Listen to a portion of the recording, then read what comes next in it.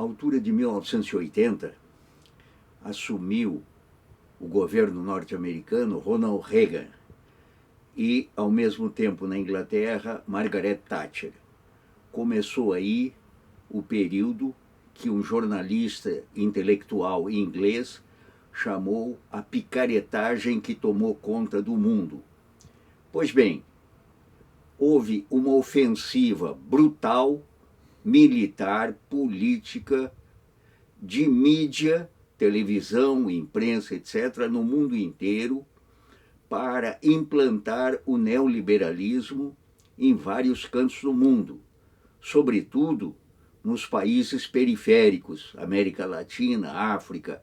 Não conseguiram tanto o intento que pretendiam na Ásia, mas na América Latina e na África a brutalidade foi para impor governos ligados aos interesses imperialistas.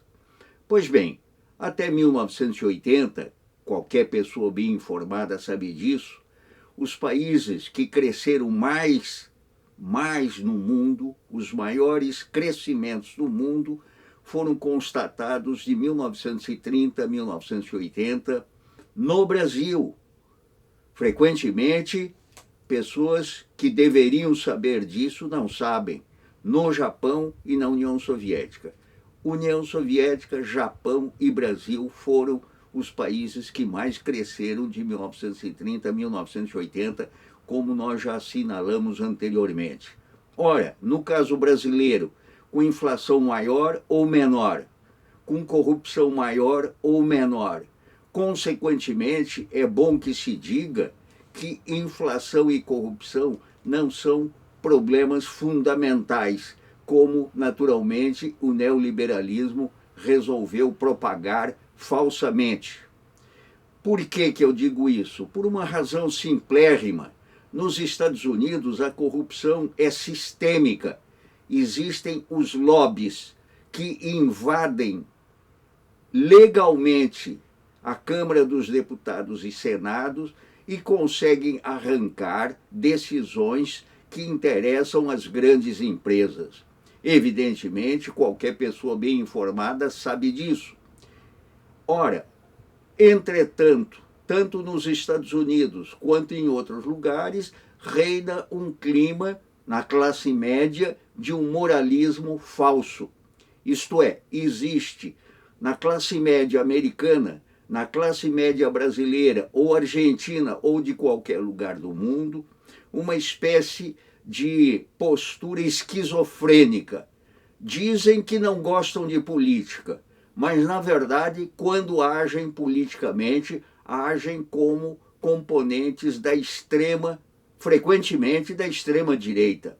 E, no entanto, dizem que não gostam de política. Na verdade, é um bando, em grande maioria, de moralistas. E esse moralismo é explorado em qualquer lugar do mundo contra os interesses populares, contra os interesses nacionais. Ora, lá atrás, muito antes do Reagan, no caso brasileiro, veio aqui um desses moralistas fanáticos, naturalmente pentecostal ou coisa parecida, que andava pelo mundo pregando o rearmamento moral. Naturalmente, a situação era tão ridícula que o Milor Fernandes, o grande humorista brasileiro da época, perguntava: bom, nós sabemos que as armas do rearmamento vêm dos Estados Unidos. E a moral vem de onde? Ora, sabidamente, essa classe média moralista não tinha moral nenhuma para imaginar-se acima do bem e do mal. Ao contrário, sempre foi uma classe média no Brasil que viveu de privilégios, como frequentemente em outros cantos do mundo. Privilégios acima da lei. Então, essa classe média brasileira nunca se interessou por direitos, sempre se interessou por privilégios. A prova, são 1000 provas disso, que não precisa nem ficar expondo, mas vamos lembrar que os jornalistas do Paraná, há coisa de uns 4, 5, 6 meses atrás, andaram divulgando os salários, super salários que os juízes estaduais do Paraná recebiam. O que é que fizeram esses juízes? Foram se defender, foram explicar o que é que estava acontecendo, quais os privilégios ou falta de privilégios. Não, eles simplesmente passaram a processar os jornalistas e obrigar esses jornalistas a percorrer tudo quanto era tribunal pelo Paraná afora. Esses juízes maldosos, picaretas, trataram de impedir os jornalistas de mostrar os privilégios que a própria Justiça do Paraná usufruía, como pelo Brasil afora. Agora mesmo, relatando as coisas do Friboi, né, divulgadas recentemente, até um procurador muito conceituado, muito ligado ao seu Janot, né, muito ligado ao seu Janot, foi pego na delação como um cara corrupto infiltrado nas jogadas da malandragem. Ora, vamos voltar a uma questão fundamental. O que está em jogo hoje é a soberania nacional. O que está em jogo hoje são os interesses sociais dos trabalhadores, que estão sendo naturalmente, brutalmente combatidos pelo governo de traição nacional que está aí. Ora, vejamos um minutinho o que é preciso colocar claramente. Há um conluio. Como o mundo é o mundo da picaretagem, como se disse a partir do Reagan, da Thatcher, como o mundo é da picaretagem, é uma picaretagem que reúne o imperialismo norte-americano e os outros imperialismos. O judiciário brasileiro, em grande maioria. E, naturalmente, a mídia, TV Globo, em primeiro lugar. Essa aliança conta com o apoio dessa classe média esquizofrênica. Não gosta de política, mas é de extrema-direita em maioria. Ora, em consequência disto, o que, afinal de contas, nós estamos vivendo há 2, 3, 4 anos atrás? A destruição das grandes empresas nacionais. Quer dizer, portanto, que Odebrecht e as outras empreiteiras que atuam no Brasil, na América Latina, na África, na Europa, no Oriente Médio, só elas é que corrompem.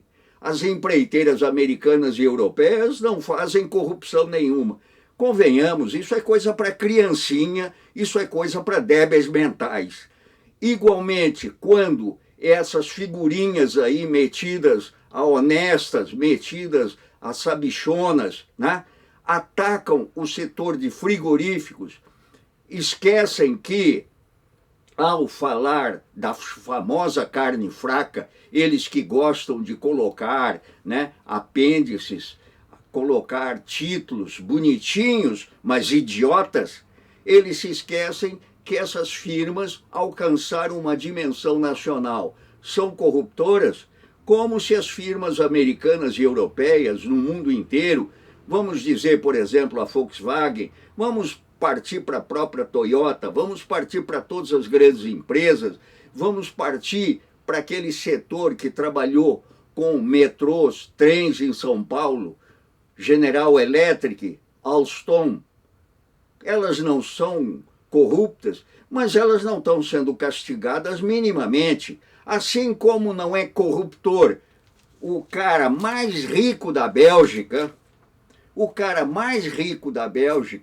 que era dono da refinaria de Pasadena, nos Estados Unidos, e que faturou em cima da Petrobras, essa figurinha, Albert Frère, que tem pelo menos 5 bilhões de euros, né, como patrimônio e que lucrou altamente com a venda fajutada, naturalmente corrompida, da refinaria Pasadena nos Estados Unidos para a Petrobras.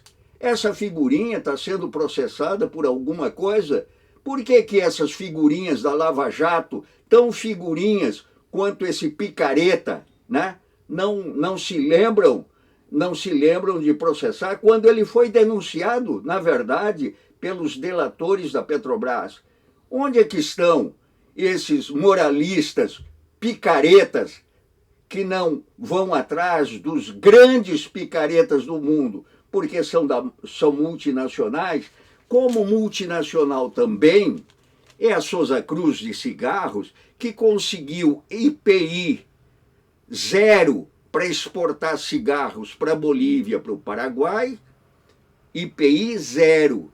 E na hora desses cigarros voltarem ao Brasil por intermédio de contrabandos, essa Souza Cruz, bonitinha, aproveitando, portanto, do IPI zero, faz vistas grossas ao contrabando, e os pobres miseráveis que vão contrabandear cigarros no Paraguai, né, vão faturar um dinheirinho aqui. É isto que a Polícia Federal fazia até pouco tempo atrás, gastava tempo atrás desse contrabando. Inclusive o japonês da Federal foi pego numa dessas jogadas de contrabando. O japonês da Federal foi pego numa dessas jogadas de contrabando.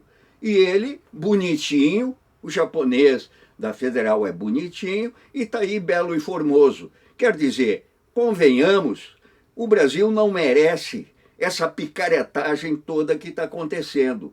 Por consequência, a nossa obrigação é tratar de enfrentar a realidade como ela é. Seu Janot está a serviço da destruição do Brasil. Não é uma pessoa séria, assim como outros não são sérios. Na hora que houve processos contra esses picaretas, o próprio FHC picareta foi processado por um membro do Ministério Público por conta das malandragens, ele, afinal de contas, que foi indicado pela Globo e pelo ACM para ser presidente do Brasil. Esse indivíduo igualmente processou setores do Ministério Público que estavam investigando as suas malandragens. Ora, não é coisa séria que a gente possa admitir, engolir. O Brasil precisa voltar a crescer. O Brasil teve presidentes nacionalistas como Getúlio, Juscelino, Geisel, Lula, recentemente. Consequentemente, presidentes que permitiram que o Brasil, de 30 a 80, crescesse como o Japão, como a União Soviética. É evidente que houve intervalos em que um Dutra ou um Castelo Branco foram entreguistas. Por exemplo, o Castelo Branco vendeu a Fábrica Nacional de Motores de maneira absolutamente idiota. Da mesma forma como o Dutra abriu o mercado brasileiro às importações e destruiu a primeira fábrica de alumínio no Brasil. Um fato que não se diz é que a briga é de cachorros grandes. Os Estados Unidos querem destruir e comprar o Brasil de graça. Isso não é para a gente aceitar.